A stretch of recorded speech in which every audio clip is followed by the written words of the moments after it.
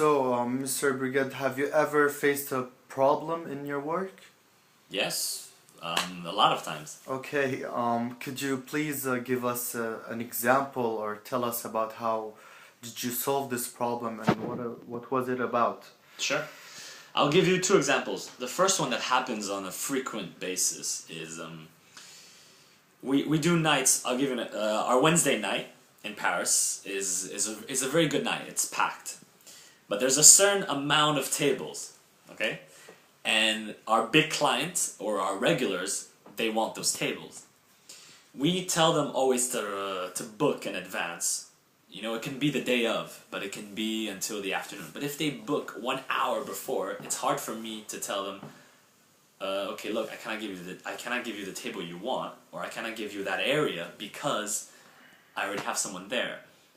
So this is a frequent issue that we have. So what we try to do is every single time so far we've been able to either make the people wait a bit at the bar. We offer them some drinks, some shots, and then we try to see if we can't put them somewhere else, or we switch it around. So far, we've been lucky with that, but this is something that happens all the time.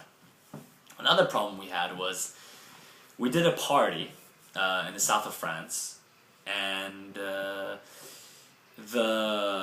club where we were doing the party, we never gave them the authorization to use the logo from a club that we do our parties here in Paris.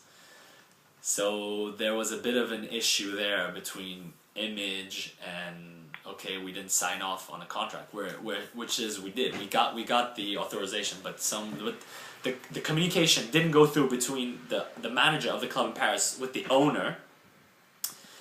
And so in those cases, it's always mostly our team that takes care of the marketing and communication that we get a little, there was a little issue. We resolved it in the end. We resolved it because we told him, I spoke with the manager of the club, he told me it was okay, but actually he just forgot to tell the owner about it. So these are small things that on a daily basis that we have to deal with. And obviously another thing is if we book a DJ, for example, to go spin abroad, if he gets sick or he's not able to make that date, we need to find someone who can replace him. And if we have no one, then we're kind of, it's an image issue. It's a kind of embarrassing. So we always have to have backup. Always when you're managing. To come back to your question about if you have a good manager, yes, you have to have always a backup, always a plan B.